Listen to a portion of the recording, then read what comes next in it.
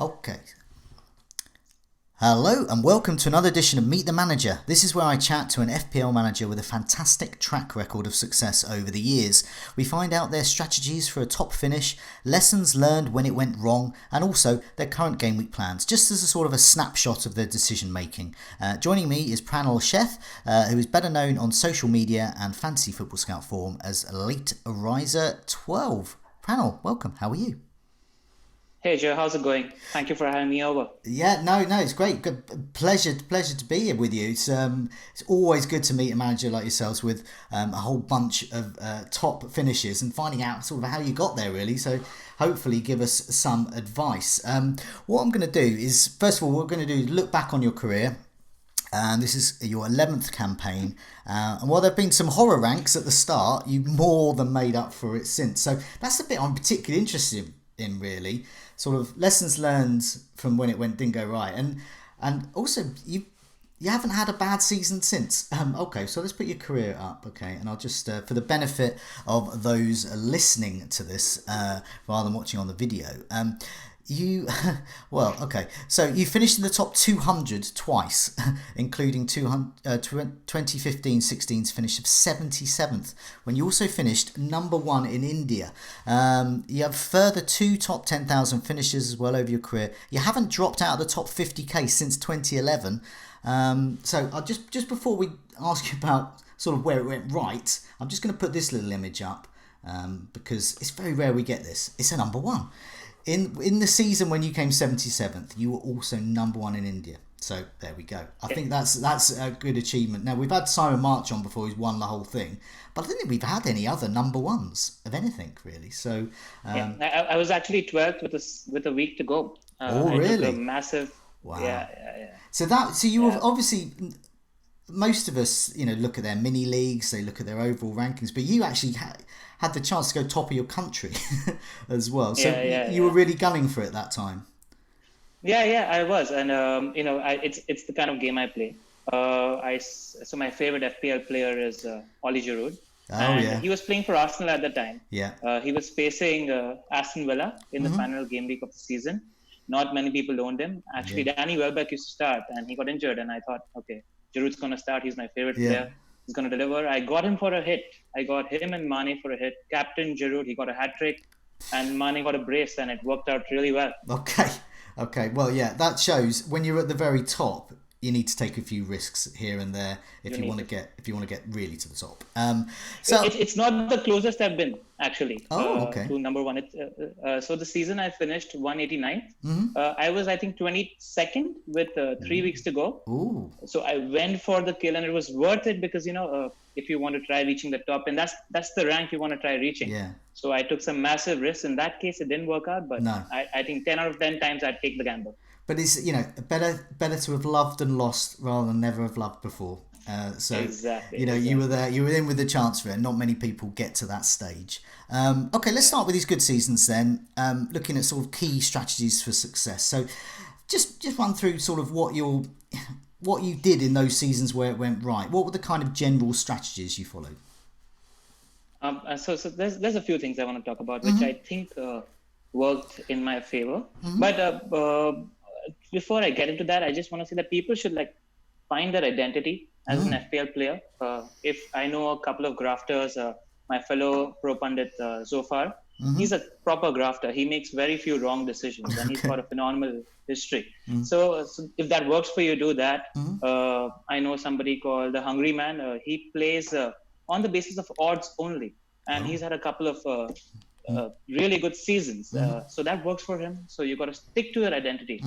My identity is a little bit different. I try to always find gaps or go against what the crowd is thinking. And you got to really try differentiating there and hit home hard. So for example, people are incredibly scared of ownership. I don't have fear of ownership. I see that as a massive opportunity. If you see somebody or majority of the crowd going with one captain, and you think that player is going to have 150, 160% effective ownership, that's such a great opportunity to captain somebody else and make 30, 40 points on majority of the community in a single week. So I try to find these little gaps that exist, and they won't happen every week because the crowd isn't stupid. No. But sometimes there is an opportunity, and you got to try taking that opportunity, is what I'd say. Recently, I captained Marshall against Newcastle at home. Very few people owned him, and there wasn't a clear captain that week. Yeah. And if you look at the face of it, Marshall against Newcastle at home isn't a bad option. And I just saw Marshall play against Watford when Popka came on, and he looked pretty sharp. So I said, why not? Just go for it. So it's finding the right moment to do that. So obviously, as you said, the crowd isn't stupid. Exactly. So if Jamie Vardy's at home against a relegation threatened side, on the whole, you're betting against a sure thing. But in that week, as you said, Martial was one of a number of reasonable captain options, and because he was so low end, that's an opportunity. I guess that's the difference between, say, a manager like myself, who's had a few good ranks, but I've never been in the top 500. I've never been in the top 100, and it's that difference. You said that about hitting home hard as well. Yeah. So can you give us some more examples of that? Right now, for example, I think Salah got a brace at home against Watford. He wasn't very highly owned. We spoke about it, and I think everybody was captaining Vardy that week. So also there needs to be insurance, I guess. I mean, if you're really scared about ownership, don't not own Vardy. So you have 100% effective ownership. You are sort of insured, and then you're trying to make the high jump by captaining the other player who's got that high upside, and trying to make that big game. That's kind of my style. Even when I'm making transfers, I'm looking to make high impact decisions, high impact transfers. Okay. In the last 20 game weeks, I think I made 3 or 4 defensive transfers, and everything else has been swapping big hitters, trying to find a captain, even if it's for a week. If there is a straight up great captaincy option that opens up even for a week, I'm willing to take that gamble. For example, people are thinking about the Liverpool double game week right now. But we have Manchester City playing Aston Villa next week. If you can figure out if Sterling or Aguero are going to start, not many people own them right now. There's an opportunity there. Are you willing to take that? That's an opportunity to make 30, 40 points on the rest of the competition. So you've got to hunt for these opportunities. Yeah, no, that's I was looking at your number of hits you've taken this season, for example. So you've taken quite a few hits, I noticed. But as you said, every season. But it's actually every season you do that, so you're not too bothered about that point, that -4, if you think that -4 is going towards a potential 30, 40, 50 point swing over most a few most weeks. of the hits are your big hitter switches. Kane finding 3 great fixtures, or Aguero finding a small patch of 3 great fixtures, which everyone's not going to go for. So you have the chance to make up 30, 40 points in a short space of time. You have to take that gamble. And the whole point of it is not many people are going to do it. So you got to try thinking against the grain, because you have to beat the crowd. That's the point of this game. You just got to try figuring how it works. That's really important that you say that, because so often I read comments on Fantasy Football Scout forum and on Twitter and various other social media, and people seem to forget it's a game, that you're competing against lots of other people. I mean, not necessarily 7 million, lots give up, but you're still into the millions. There's still your immediate rivals. Exactly. You got to hunt for opportunities, always. And the big argument that people have, I mean, this season itself, I've sold De Bruyne 3 times. I've sold Mane 2 times. I've sold Son 2 times. All a part of some big switches. And then there's the value argument. But value matters. I don't ignore it. But if you play unshackled from value, and you're constantly switching these big hitters, and you're trying to find a big hitter captain against an easy defense week on week, you don't need to get all these decisions right. They're risky. But let's say you get more than 50% decisions in your favor, you're having a good season. I was looking at, so you wildcarded in game week 3. I've got it up here now. You've got 7 hits so far this season. I think I've only taken a couple, and I'm quite a conservative manager myself. I've written down in my notes that you seem to take action quickly. So you talk about hitting home hard, but as well, taking hits, moving your team around, moving those heavy hitters. Would you say that form persuades you to do Yes, that, or yes. is it fixed? Because fixtures obviously you can see in advance, but are you reacting Yeah, quickly to form there? yeah. It is reacting to form as well as fixtures. So what my process is, I mean, the most important thing is to watch match of the day. And when you're looking at the highlights, what I really look for is who's getting inside the box and who's looking sharp. I mean, what encouraged me to captain Salah the other day is there was a game against Wolves, and I think Mane crossed it into him, and Salah hit a really nice volley straight at the keeper, but that was a sweet Yeah. connection. Now, if players off form, he's not going to connect so well. So I'm thinking, okay, he looks better. He had an ankle problem back in December, but he looks to be getting into the groove. I think I'll take a chance on him. So these are the sort of nuances or clues that you sort of look for, when you're watching match of the day. Do that, have an idea in your head in terms of whether the form is meeting the fixtures, and then obviously there are stats which you need to have as a filter, because you don't need to be making an incredibly stupid decision, and stats serve as a great filter for that, and that's how I enable So, decision making. so what you mentioned, shots in the box, for example, whether Yeah, and also looking sharp. Stats can also tell you if a player is looking sharp as well. In a way, yeah, obviously, yeah, nothing can beat the eye test for that. But what yeah. stats do you follow most? And is it obviously different for different positions? What's your kind of key stats? So key stats always, I think, is to determine the captain that week, or if you're trying to get in a big hitter for 2, 3, 4, 5 weeks. The key stats for me are the big chances created, and the shots in the box. Yeah. Like these three are the holy grail, I'd say. Yeah. And what I'd also look at is which teams are in poor form defensively. That's a table I always go to. In terms of which team is conceding the most big chances, which team is conceding the most shots inside the box. Like that's the table I look at every week, because you need to find out. And defensive form for teams change, right? So you, like Norwich, for example, have tightened up in the past 5, 6 weeks, and they're really fighting for relegation, giving it a go. So then the teams that you assume are weak defensively are no more. So you got to keep an eye on which teams are conceding more chances. So that's something, at least in the last 4 weeks or 6 weeks, that's something I look out for.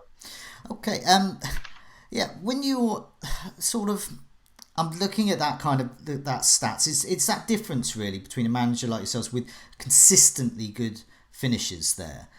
So a lot of people listening, a lot of people watching will be thinking, well, I've had the odd good season, but I haven't had 4 or 5 good seasons in a row. Are there any examples you can give really where you've combined that hitting home, hitting fast, whatever it was you said, and also taking action quickly, but at the same time, marrying that up with your eye test and marrying it up with stats? Are there any other examples you can give over the seasons where that strategy has really proven successful? I mean, biggest example I can talk about is last season, Neil Scontoriga. He actually wrote about, he had a fabulous article which not many people paid attention to, where he spoke about Liverpool's formation last year was essentially 4-3-2-1 with Salah up top. Yeah. And somewhere at the end of Jan, they shifted to a 4-3-3 where Salah moved to the right hand side. Yeah. And since that time, since early Jan, I think Mane has scored about 7 goals more than Salah. And it wasn't coincidence. Trent and Robertson were giving those crosses in.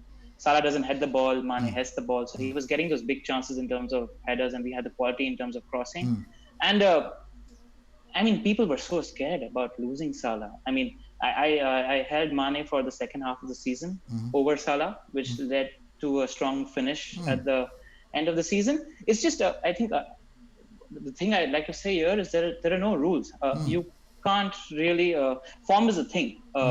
You can't say that, Salah is essential or Sterling's essential. I mean, at the beginning of the season, everybody was like Salah and Sterling. You can't look outside of them for the big hitters, but you can't forget that this is a very dynamic game.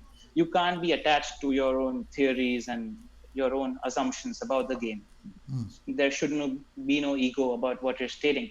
I mean, just be open to the changes that are happening at a very dynamic rate in this game.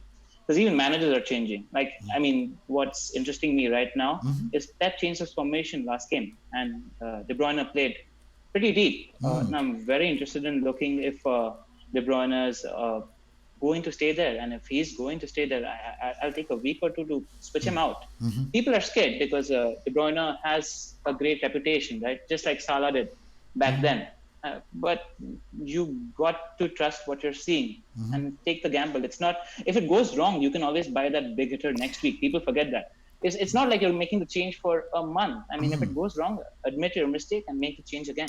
Do you know Bring what? him back. So I mean, something. We will come to your latest team at the moment, but for those watching, later in 2020, 2021, whenever you're watching this, this currently we're at a situation where Liverpool have a double game week coming up soon. So there's a lot of chat about Salah and Mane and whether to double up or whether to double up on defence. But one of the sort of comments I'm seeing a lot is people saying, "Oh, I prefer, say, one particular option." Because that suits me till the end of the season. And I always think, what? We're currently around game week 21, 22. I cannot confirm anyone to be a season keeper or to be game, because it's always going to move. It's always going to be fluid, depending on rotation. And that sounds like what you're talking about there. It's being open. If you make a move and it doesn't go so well, move them on out and get someone else in. Yeah. Admit your mistake. Don't be stuck to your ideologies. Just before we come, it's good that you mentioned mistake there, because we can go back to some of your earlier seasons. I'm interested to see what went wrong there and what you learned. But before we do that, I just want a bit of housekeeping, really, because the eagle-eyed people watching your career history there will see that you had a break in 2014-15. Is that something? Give a reason why that was, and also, how did that help you? Because you came back from that break and got a 77th finish. So so the story there is life came in the middle. I was actually starting up a company back then. Okay. So when I'm playing FPL, I don't know, I can't play it as a casual. You need to be involved week on week, right? So I said it's a good time to take a break because I had to set up the company. I was working 15-hour days. So I thought it's a good year to take a break. Yeah. It made me miss the game halfway through the season. I hadn't seen much football. I'm a Manchester United fan, and I was only watching the United game. So that's why I took the break. And I did not know that it would affect my career history and all of that. But sometimes life is first, right? So that's what happened. But if you're talking about whether it helped me, I don't actually think it helped me. Because so I hadn't seen Leicester play the season before that. And I think they just got promoted or something. And Mahrez had played really well towards the end of the season. And I had no idea about that. I was a little bit conscious about, whether I'm going to do this right or not. I started the season off miserably. So I had a very strong second half of the season once I started backing my own. So the first half of I didn't own Mahrez that season until mid-season. So this was the Leicester. Really well. This was a season where you had to have This was the Leicester season, yeah. And I didn't own Mahrez for the first half of the season. That tells you that there's many ways to play the game. I mean, even if you don't own the popular player, you can find different routes, to climb the table. What went wrong at the beginning? Because since 2011, it's what people can see on the screen. It's just a whole bunch of top finishes there, and the lowest was still within the top 50k. So what were you doing in those first seasons, and what did you learn from those lower ranks?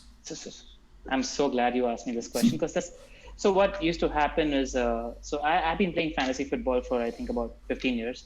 It used to be BBC back in the day, and then all of us migrated to FPL.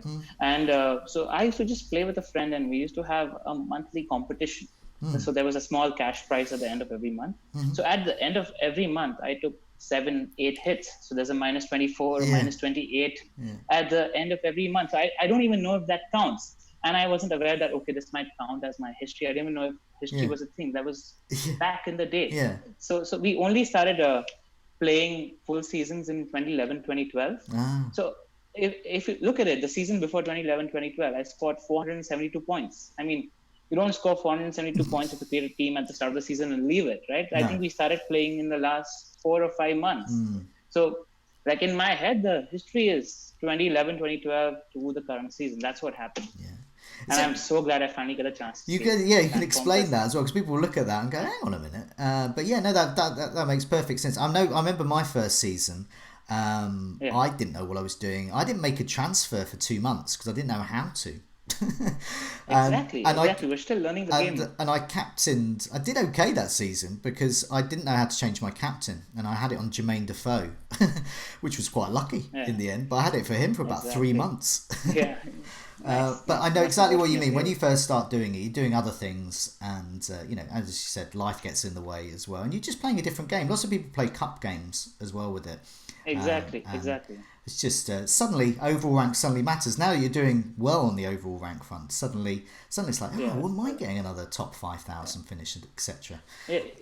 But that shift that you saw, Mm, that the season 2011-2012 when I finished 130K, halfway through the season I discovered the scout, and ah, that's when I was blown away because you have this great community, you have these great articles. There is an entire ecosystem of FPL content that exists that I wasn't aware of. People are studying how to play this game. They're figuring out how to crack this game. The boards were great back then, still great. I mean, you just have to work together to figure the game out. And I learned what formation is about, what value is about. I hadn't looked at a fixture ticker until I arrived on the scout. So yeah, that changed things. And back then, that was the only real source of information that existed, right?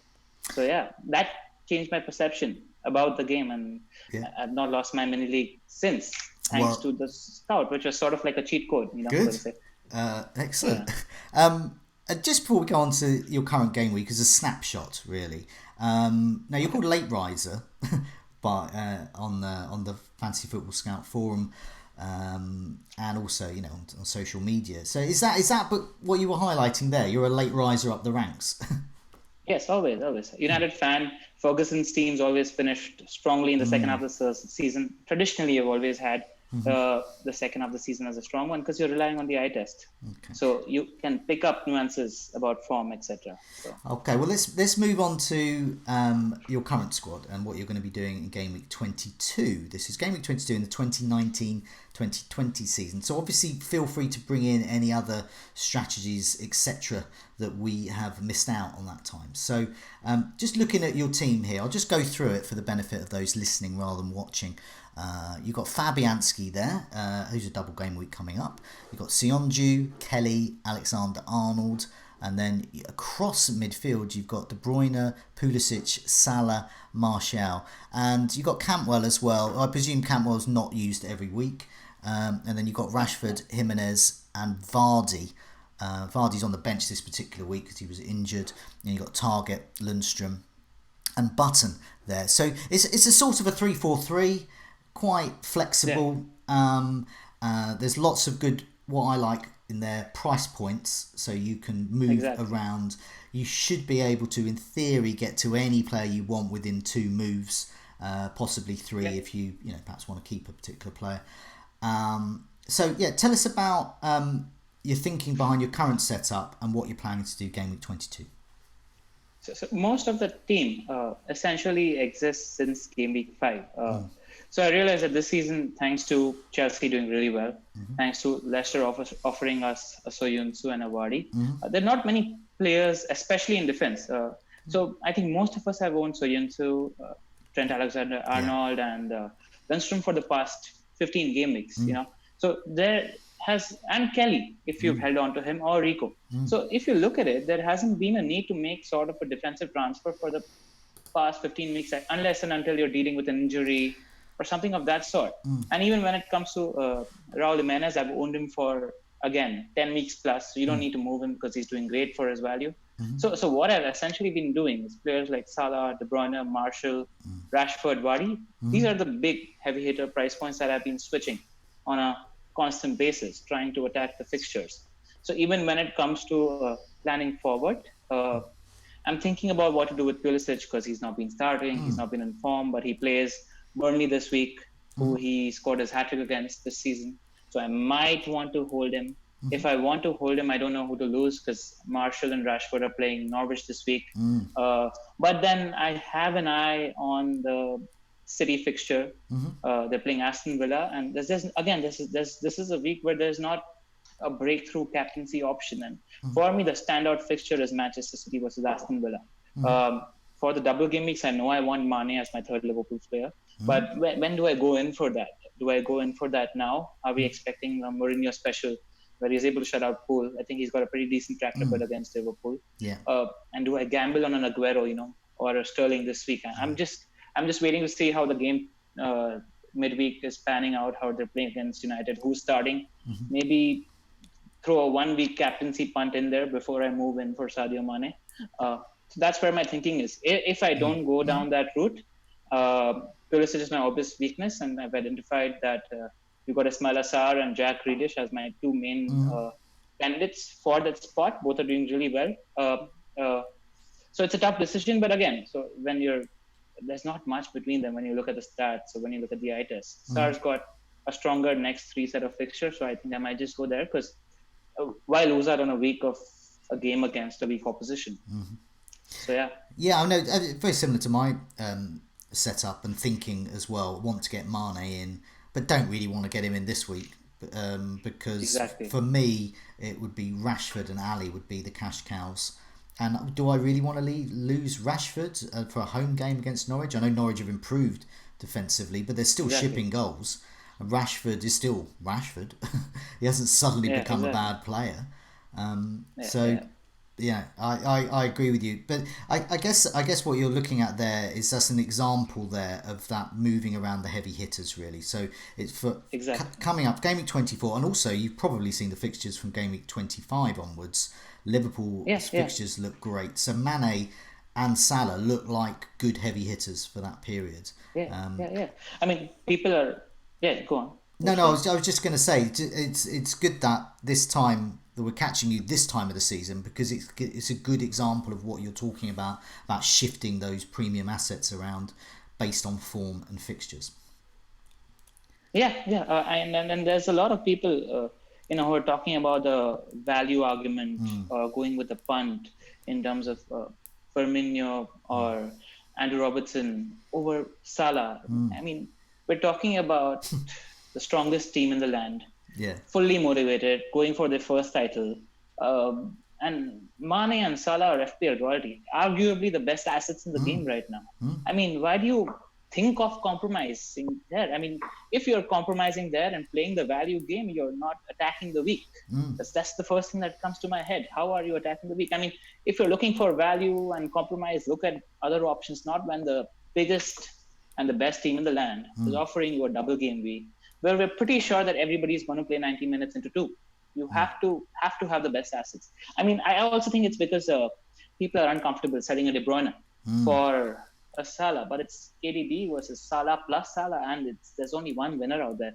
I mean, things could go different. Robertson might kill it, but I don't think you're putting the odds in your favor if you're playing the value game in such a double game. You don't even have any other team to think about, in this space. So, I mean, I'm big on just going with Mane, Salah, and Trent, who are comfortably the best 3 options. See, it's gonna be shock some people, because they're starting to get into their camps already, and I like the fact that you're sort of keeping a bit flexible, and the way that you're going is in fact the way that is the most flexible, because beginning to the 2 most expensive players in the game, who are the most formed players, if they don't work out, it's easy to move on, very easy. Exactly. But not if you that's also something I do. I mean, when it comes to Twitter or the bots, there's so much FPL noise. I think some people should think about this and do this. When I'm making my transfers, I am not on Twitter, I'm not on WhatsApp, I'm making my transfers in isolation. You got to take 20 minutes, half an hour, think for yourself, and make the transfers on your own instinct, live or die by your own squad. So, I mean, okay, you've asked people for opinion, you've done your research, then something shifts in the way you think. I mean, no, let that be your decision. And sometimes, since I'm so big on the eye test, I mean, I was watching Tom Friedman's Meet the Manager, and he talks about making his decision in the latter half of the week. Yeah. I'm the exact opposite. By a Saturday or Monday, if I've seen a game and I know that this guy looks bang in form, and my moves are sort of risky, right? But I'll still make them so that I am not going against my first instinct. Like, I think that matters a lot. I mean, strongly back your first instinct is what I'll tell managers. And if you're not sure about the moves, I mean, take your time, look at the stats, read the articles, watch the highlights again, but always make your decisions in isolation is what I'd say. I mean that's a good point. I mean, I veer on the side of Tom when it comes to making transfers. I tend to do them later, but increasingly this season I've made a few early. I've made a transfer this week indeed, because sometimes you talk about backing your first thought. Really often I find myself just questioning the original thought, and if I go Yeah. against it, and I think, oh God, I should have gone with what I first thought of. But this way, you done it, done, and then you just wait for the game week, you wait for the Yeah, and deadline. you can move on to other things. I Yeah, mean, you're not constantly thinking about what transfer to make that no, week, etc. as well, right? So, and there are so many factors in today's game that change your opinion. I mean, so I'm surrounded by a really good FPL ecosystem. We follow the right people on Twitter. The Fantasy Football Scout has created this group on WhatsApp called the Cons. Great bunch of uh, members who are on the board who are constantly bouncing opinions of each other. There's a space called Nirvana. All of these guys, they're great FPL players, who've been doing this for a while. And there's so many factors that change your opinion. I mean, they're great guys, but when you're sure after watching the eye test back, because so many times I think about it, your decision on a Monday and a decision on a Friday might be different. There are a lot of factors that come into play. So when you're sure, just go for it. yeah, no, it's good advice. You're currently 19,000th, so with those, as you hope, successful moving around of the heavy hitters. With especially that focus on Liverpool coming up, it sounds like another top season awaits you. But Here's hoping. just before we go, is there anything else you wanted to add? I would hate to kind of miss out on anything, but yeah, just in case there's anything else to I think one thing that we haven't touched upon is coverage. This is one of my piece with people wanting to cover a team. I think coverage is relevant. The two things I want to talk about actually, coverage and balance. And balance is very relevant in terms of the Liverpool double game week that we're talking about. I'll address coverage first. Coverage is wrong. It's not a thing. Coverage exists maybe in defense, but it does not exist in attack. If coverage existed in attack, you'd own Danny James or you'd own Bobby Firmino over Salah and Mane all weeks. It's not a thing. When you're comparing a Salah, you have to compare him against Sterling, who is an equally efficient attacker Yeah. for a different team. You can't compare Salah to Firmino because they're different kind of players. So don't feel happy because you're covering a team. Cover the good FPL players. There are difference between good FPL players and good players. Yeah. And the second thing I want to address is balance. Now, I think that most people are not comfortable owning Mane, Salah, and Trent for the doubles. It's because the team doesn't look nice. Yeah. It's imbalanced. Yeah. In your seventh or sixth attacker position, you own a Greenwood instead of Mope, for example. But it is those heavy hitter positions that are giving you 20, 30, 40 points. Like, focus on those points. I mean, try finding value elsewhere. Cantwell's done really well. He's capable of getting the odd goal. He's had 5-6 goals this season. It's fine if your team doesn't look ideal on paper. My FPL team's called bad team on paper, and that's been the case for the last 8 teams. Don't care too much about balance. I mean, focus on the players that are going to make a major impact. That's all. Yeah, no, it's good advice. I'm often full victim of my desire to have a nice balanced team, and admittedly, it's to my detriment sometimes, because as you said, you're missing out on some of those big heavy hitter players. But for now, Pranil, thanks so much for joining me. Thank you for having me over. Been really interesting, and it's good that we've got out there. The reason why your rankings weren't so good until 2011. Yes. When they've been marvellous. But Pranil, thanks a lot for your time, and good luck with the game week and rest of the season. Thank you for having me over. It's been a pleasure. Thank you. Good luck, Joe. Good luck.